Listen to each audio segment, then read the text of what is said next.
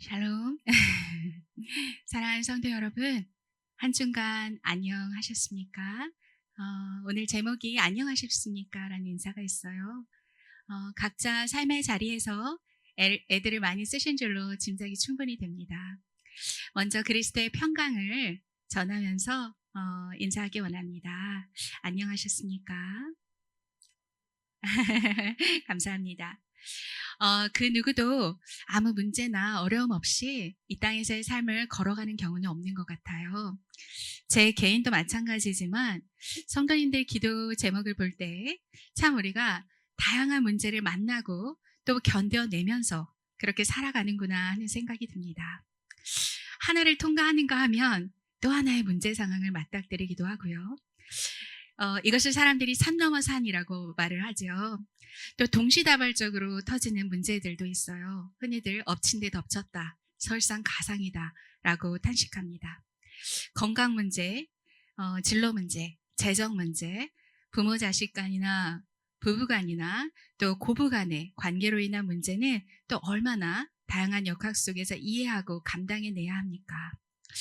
또 직장 내의 문제라고 한다면 그 조직들마다의 그 미묘한 문화들이 있지 않습니까? 그 얽혀있는 일들로 인해서 여간 극복하기가 쉽지가 않습니다. 저마다 말로 표현하기 어려운 상황들이 있음을 이해합니다.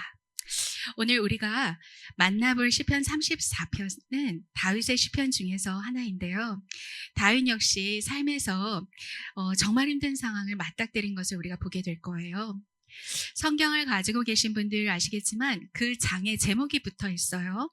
다윗이 아비멜렉 앞에서 미친 척 하다가 쫓겨나서 지은 시라고 이름이 붙여져 있습니다. 그럼 이 시편을 제대로 묵상하려면 다윗이 이 시편을 노래하게 된 그 삶의 정황을 먼저 잘 이해할 필요가 있겠습니다. 성경은 하나님 나라 이야기지만요, 우리 인생에 찾아오신 하나님의 이야기이기 때문이에요. 그래서 성경을 읽을 때에는 그 자리와 그 시간에 나 자신을 좀 세워두고 내게 묻고 내게 말씀을 건네오시는 주님의 마음을 좀 읽어내셔야 합니다. 이때 각 성경 인물들에 대해서 여러분의 EQ 지수라고 하죠. 공감 능력을 좀 발휘해 보시는 것도 좀 적잖이 도움이 되실 거라고 생각합니다. 오늘 시편 34편의 배경은 사무엘상 21장의 내용이에요. 사울 왕이 극심한 질투로 인해서 다윗이 더 이상 이스라엘 안에 머물 수가 없게 되었던 때입니다. 그가 결국 자신의 몸을 숨겨야 했는데 그 숨기기를 선택한 곳이 참 묘합니다. 바로 블레셋 땅의 가드였어요. 그것이 어딘가요? 대부분의 사람들이 배웠을 텐데 주일학교에서 우리가 다윗의 그 물맷돌로 골리앗을 넘어뜨린 그 이야기를 잘 알고 있지 않습니까? 하필이면 이곳이요, 이스라엘의 대적 골리앗의 고향이에요.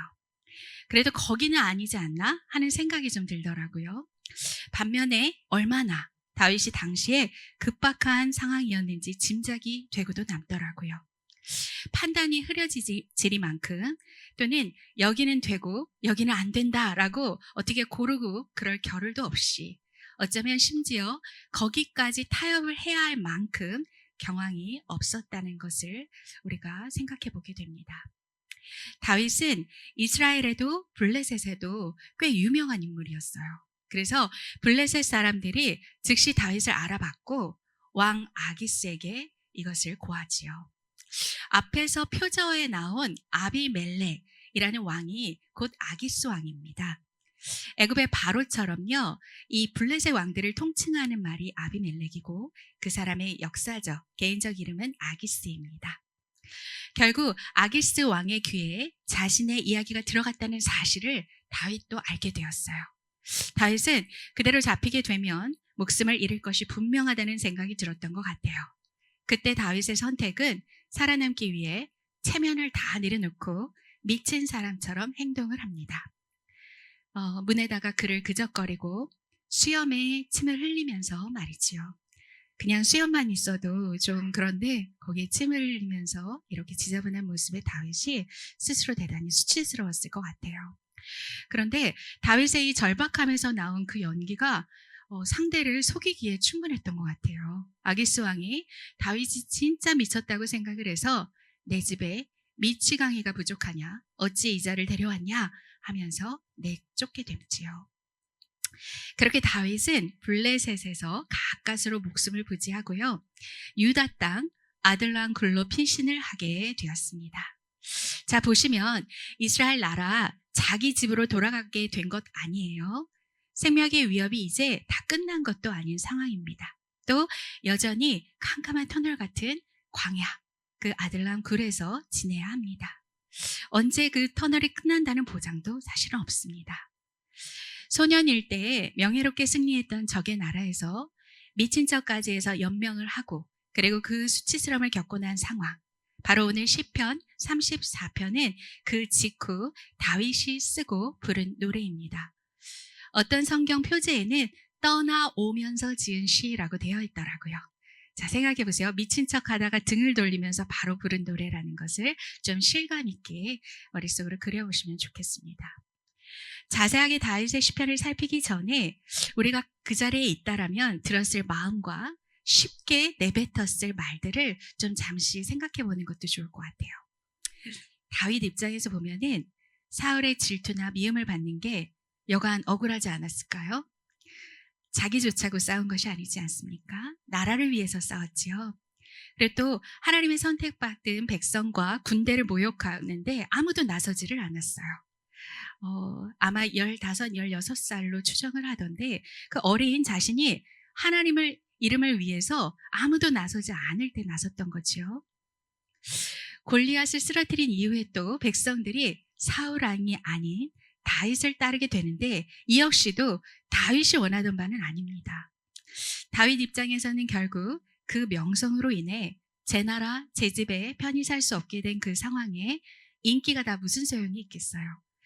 실속도 없고 허울뿐인 인기이지요. 그런 마음이 들었을 것 같아요. 이때 만약에 감정의 파도를 타면 그 당시에 나서지 않았던 이스라엘 군대까지 미워하게 그 시점으로 돌아갔을 것 같아요. 사울은 천천, 다윗은 만만이라고 노래를 부르는 안악들도 미워졌을 것 같아요. 원망은 끝도 없습니다.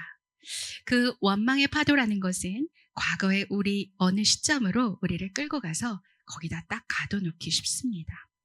아주 종종 우리에게 자주 일어나는 일입니다. 미친 척까지 해야 했을 때 내가 이렇게까지 살아야 돼? 그렇게 구차한 삶을 살게 한 대상들에 대한 원망이나 그리고 이 모든 걸 아실 텐데 침묵하는 듯한 자신을 광야에 두신 하나님께 대한 서운함이 또 들지 않았을까요? 그런데요, 다윗은 원망이나 절망의 탄식을 쏟아낸 것이 아니라 하나님께 감사와 찬양을 올렸습니다. 그 고백이 바로 시편 34편입니다.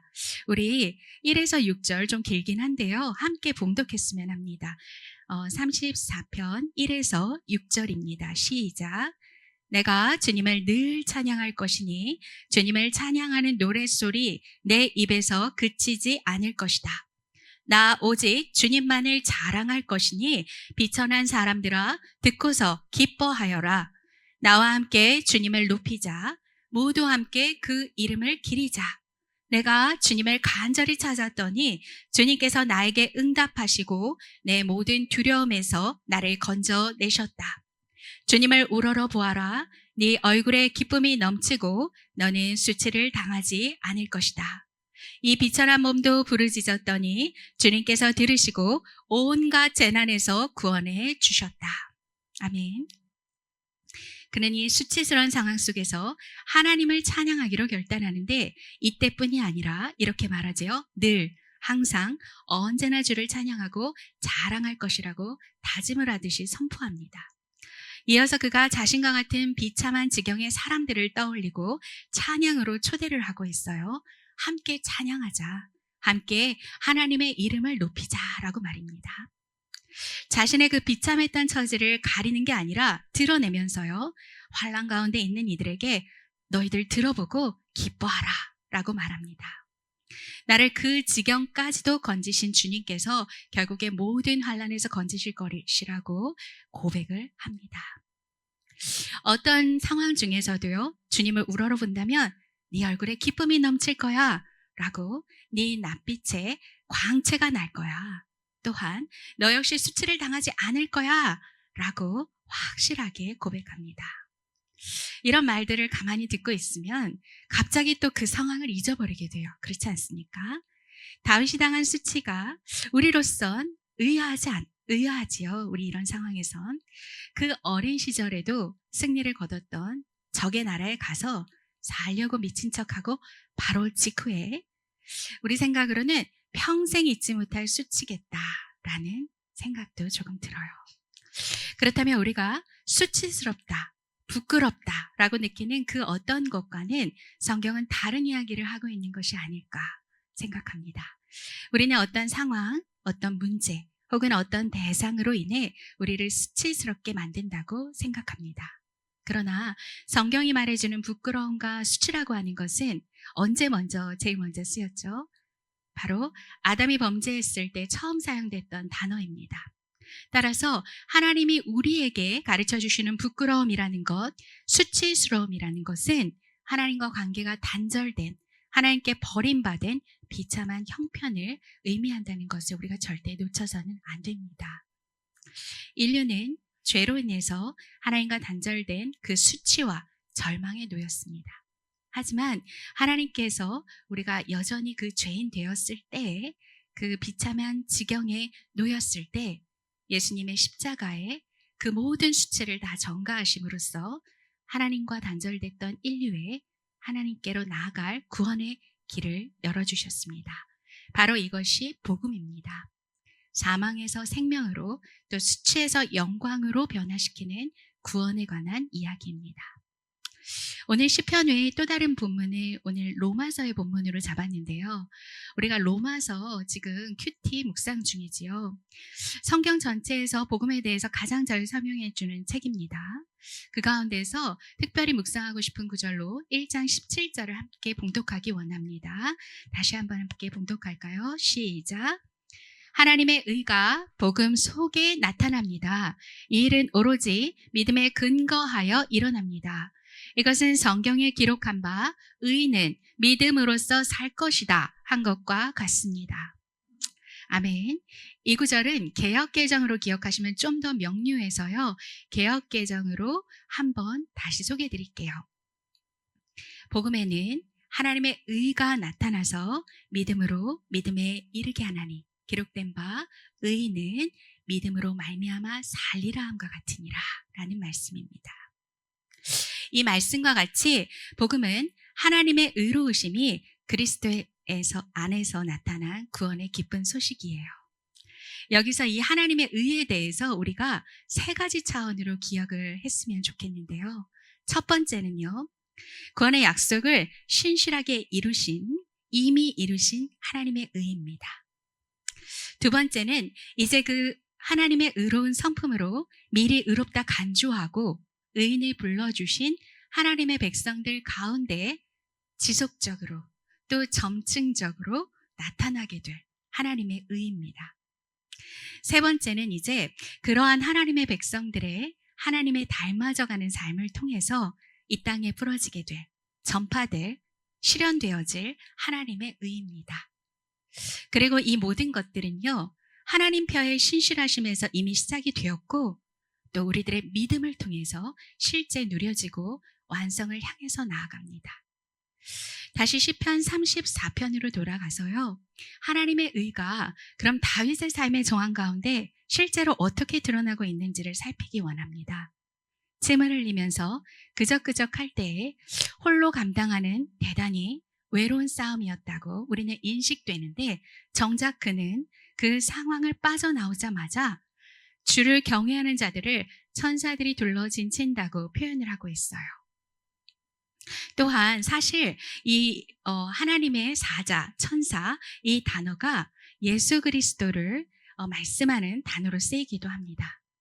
그리하여서 마치 다니엘과 세 친구들의 그 곤경 가운데 예수 그리스도께서 풀무불 안에 뒤에 서 있는 것을 성경에 묘사하듯이 하나님의 사자 예수 그리스도께서 그곳에 함께 계신 것을 믿음의 사람이 보고 있습니다.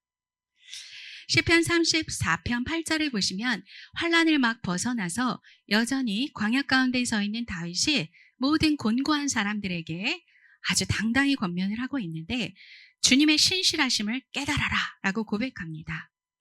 개역개정 성경과 영어 성경의 표현이 좀 더 실감이 나요. 제가 오늘 만디가 함께 예배하기로 해서 영어로도 준비했는데 Taste and see that the Lord is good. 하나님의 선하심을 맛보아 알지어다 라고 당당히 외칩니다. 어떤 생각이 드세요? 제가 앞에서 이 사건을 저와 여러분의 관점에서 조명하고 구성했을 때 과거라는 감옥에 혹은 원망이라는 족쇄에 스스로 가두게 되거나 감정의 노예가 돼버리기 십상이었죠. 그런데 이 환난 가운데서도 하나님을 찬양하기로 결단한 다윗은 결단코 자신의 감정이나 상황에 머물지 않았고 믿음으로써 하나님의 의를 드러냈습니다. 그렇게 복음은 우리 삶에 나타난 하나님의 의를 다윗이 보여주고 있듯이 믿음으로써 반응하고 나타내는 일입니다. 다시 말해서 우리에게 찾아온 복된 소식, 하나님의 구원하심을 삶의 어떤 정황 가운데 실제 나의 고백으로 올려드림으로써 그 복음을 지속적으로 확정하고 또 확장하며 증거해 나가는 일입니다. 그렇기 때문에 복음은 딱딱한 교리이기보다 삶에 관한 것입니다. 정확히 믿음으로 하나님의 의를 드러내는 삶이지요. 복음에는 하나님의 의가 나타나서 믿음으로 믿음에 이르게 하나니 기록된 바 의인은 믿음으로 말미암아 산다. 아멘. 제가 하나님의 의에 대해서 3가지로 기억하시기를 말씀드렸는데요. 첫 번째, 구원의 성취를 이미 이루신 하나님의 의라고 말씀드렸습니다. 두 번째, 그 구원을 실제 누리는 하나님의 백성들에게 발현될 하나님을 닮은 하나님의 의입니다. 그리고 마지막 그 회복된 백성들의 삶을 통해 이 땅에 실현될 하나님의 의라고 말씀드렸습니다. 기억하시기 원합니다. 다윗의 시편 34편에는 정확히 하나님의 의가 이렇게 확장되는 것을 우리가 그의 고백 속에서 발견하게 됩니다. 먼저 그는 첫 번째 시편 34편을 시작하면서요, 이미 우리에게 나타난 복음, 하나님의 의로우심이 무엇인지를 확실히 노래하고 자랑하면서 하나님의 크신 이름을 송축하는 것으로 그의 환난 가운데 부른 이 노래를 열었습니다. 그리고 두 번째 11에서 14절에 걸치는 젊은이들에게 훈계하는 메시지를 통해서 보면요, 하나님의 의를 나타내는 삶이 구체적으로 어떤 것인지를 전해주고 있어요. 젊은이들아, 와서 들어봐. 주님을 경외하는 길을 너에게 가르쳐 줄게. 인생 즐겁게 살고 싶니? 그런 사람 누구야? 좋은 일을 보면서 오래 살고 싶어? 그 사람들 또 누구야? 막 이렇게 물어보는 것 같아요. 그럴 때 그런 사람들은 이렇게 하라고 말을 합니다. 주님을 경외함으로 악한 말과 거짓을 입에 담지 말고 선한 일을 지속적으로 행함으로 샬롬을 찾고 따르도록 말입니다. 그리고 마지막 세 번째 15절에서 22절에 걸쳐서 완성될 미래적 소망을 좀 바라보게 되는데요. 의롭다 여겨주신 하나님의 사람들, 그 의인의 부르짖음을 들으셔서 끝까지 저들을 지켜보아하실 뿐 아니라 마침내 하나님께서 이 땅 가운데 악인들을 다 멸하시고 다 지워버리실 것이라는 것이지요. 이 땅 가운데 하나님의 의를 완전히 실현하실 거라고 다윗의 고백 가운데 믿음으로 확증합니다. 오늘 말씀을 시작하면서 나누었듯이 우리들의 삶에서 참 다양한 어려움들이 찾아옵니다. 때로는 다윗이 블레셋의 망명을 선택하듯이 나의 순간의 아둔한 선택으로 인해서 문제 상황 앞에 맞닥뜨리기도 합니다. 그리고 더러는 나의 연약함으로 인해서 굳이 겪지 않아도 되는 진흙탕 같은 어려움을 만나기도 하죠. 또 많은 경우 이미 복음은 시작되었지만 아직 완성되지 않은 하나님 나라를 이 땅에서 꿋꿋이 살아내노라면 세상의 부조리와 상대와 조직의 부당함으로 인해서 고난을 겪습니다. 게다가 하나님의 사람들과 하나님의 관계를 이전에 그 단절됐던 수치스러운 관계로 다시 가리우고 끌어내리려는 사단의 꼬임까지 존재하기에 우리가 다양한 환난을 겪는 것이 사실입니다. 이때 우리가 함께 오늘 시편 34편 19절에 다윗의 확실한 고백을 기억하기 원합니다. 의인은 고난이 많으나 여호와께서 그의 모든 고난에서 건지시는도다. 아멘. 행여 사단이 우는 사자같이 삼키려 함으로 두려운 마음이 드신다라면 34편 10절을 함께 선포하기 원합니다. 우리 지금 함께 선포할까요? 34편 10절입니다. 젊은 사자는 궁핍하여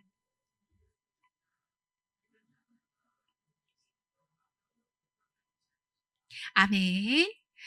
개역개정으로 선포하겠습니다. 젊은 사자는 궁핍하여 주릴지라도 여호와를 찾는 자는 모든 좋은 것에 부족함이 없으리로다. 아멘. 제가 간혹 우리 공동체에서 새번역으로 우리 아이들과도 함께 이해하기 좋게 새번역으로 성경을 보는데요. 때때로 제가 개역개정으로 말씀을 선포하는 것은 개역개정은 암송하기에 좋게 구절들이 끊어져 있습니다. 그래서 암송을 권하는 마음도 있다라는 거 알아주시기 바랍니다. 하나님을 찾는 사람은 아무 부족함이 없을 것입니다. 우리가 하나님을 경외할 때 오히려 사단은 그 먹잇감을 잃고 쫄쫄 굶게 될 거예요. 굶주리게 될 것입니다. 이것이 다윗이 그 환난 가운데도 고백한 믿음의 확신입니다. 이제 말씀을 맺고자 합니다. 하나님을 믿고 복음 안에 살아간다는 건 어떤 문제나 아픔이 내 삶에 들어오지 않는다는 것이 아니라 그 문제의 해석과 우리의 태도가 바뀐다는 것을 우리는 계속해서 배워나갑니다. 그러나 우리는 때로 다양한 이유들로 찾아온 재난, 환난, 문제, 어려움들 앞에서 어찌할 바를 모르거나 그 문제와 상황에 끌려서 감정에 매몰돼 버리곤 하지요. 기도를 드리기는 원하는데 막상 미숙한 우리는 그 문제, 그 사건, 그 사람, 그 언저리만을 거듭해서 중언부언하다가 마칠 때가 많습니다. 그런 시간들을 통해서 우리는 사실 우리가 그동안 붙잡았던 것, 우리가 믿는다라고 하는 것이 과연 무엇인지를 정직하게 마주하게 되기도 해요. 그리고 그때 저마다의 대응과 반응을 통해서 내가 아직 멈춰져 있는 과거에 혹은 감정에 혹은 그 대상에 그 버퍼링 구간을 직면합니다. 그래요. 우리 모두가 어쩌면 얼떨떨하게 구원을 받았다는 생각이 들었어요. 예수님을 믿으면 구원을 받는다라는 말입니다. 너무 큰 빚을 당감받고 너무 큰 은혜를 얻었어요. 그래서 너무 큰 은혜인 까닭에 우리가 이 은혜를 단번에 누린다라거나 단숨에 헤아린다라는 것은 어렵다는 생각도 듭니다. 이때 시편은 미숙한 우리의 기도를 정확하게 돕습니다. 그리고 우리의 믿음을 그 고백대로 성장시켜줍니다. 환난 중에 다윗은 하나님을 드높이는 찬양으로 시작했습니다. 나아가서 이미 시작된 하나님의 의가 내 삶에 회복되기를, 끝내는 이 땅의 성취되기를 이어서 노래했습니다. 다윗의 시편뿐만 아니라요, 다윗의 다른 시편, 또 다른 이들의 믿음의 사람들의 다른 노래들이, 그 신령한 노래들에도 삶의 어려운 순간들마다 마디마디 그 구간에서 하나님의 의로우심이 더 확실하게 고백되었다라는 것을 우리가 믿기 원합니다. 또한 하나님의 의롭다고 미리 여겨주신 우리들의 의인된 삶에 있어서의 고난을 위장된 축복이라고 표현하는 이유가 이곳에 있다라는 것을 기억했으면 좋겠습니다. 그런 시편 속을 우리가 공감으로 함께 거닐다 보면요, 하나님보다 여전히 더 의지하고 있거나 다른 붙잡은 것들 혹은 멈춰 있는 것을 우리가 지속적으로 확인하고 내려놓는 기회를 얻게 되더라고요. 그런 가운데 우리들이 작고 미약한 믿음에서 다시 또 믿음으로, 그렇게 의인이 믿음으로 산다라는 고백처럼 준비되어 갑니다. 다윗이 이 시편을 지어 부를 때 왕으로 준비되는 여정이었다는 것을 놓치지 않았으면 좋겠습니다. 하나님께서는 의롭다 여겨주신 하나님의 사람들을 하나님의 의로우심을 나타내 의의 병기라고 말씀하셨어요. 하나님의 선하심을 먼저 맛본 우리들을 하나님의 의로움을 확장시켜 나아갈 다스리는 자로 개인적으로나 또한 공동체적으로 함께 준비시켜 나간다라는 것을 기억하시고 소망을 품는 저와 여러분이 되기를 원합니다. 의의 병기를 빚어가시는 그 하나님의 선하시고 신실하신 손길을 신뢰하는 또한 저와 여러분이 되기를 원합니다. 묻고 싶습니다. 저와 여러분에게 말이죠. 당신의 복음은 안녕하십니까? 매일의 삶과 사건과 문제 앞에서 내 삶에 나타난 하나님의 의를 믿고 있습니까? 그분의 선하심과 십자가에서 드러난 그분의 사랑하심, 그리고 끝까지 보호하심, 그 환난 앞에 다윗의 고백과 찬양이 우리의 고백이 되고 있습니까? 우리에게 찾아온 복된 소식이 우리의 얼굴빛으로 드러나기를 원합니다. 입술의 찬양으로 고백되었으면 좋겠습니다. 또 전 삶의 영역에서 적용이 되기를 원합니다. 어떻게 기도할지 신음밖에 안 나오는 성도님들 계시다라면 시와 찬송과 신령한 노래로 화답한, 환난 가운데에서도 감사로 화답한 그 믿음의 고백 시편을 떠올리시기를 바랍니다. 어느새 안개처럼 하나님과 우리의 관계가 다시 가로막힌 듯 수치스러운 그 시간들을, 그 안개를 걷어주고 우리가 다시 그 복음 안에서 하나님의 의로 살도록 우리를 이끌어 줄 것입니다. 어떻게 의인들의 삶에서 확증되고 다시 세상으로 확장되어 가는지 잘 배워서 또 우리가 더욱 믿고 더욱 깨닫고 복음을 생생히 살아내게 되기를, 그런 저와 여러분이 되기를 주님의 이름으로 축원합니다. 아멘.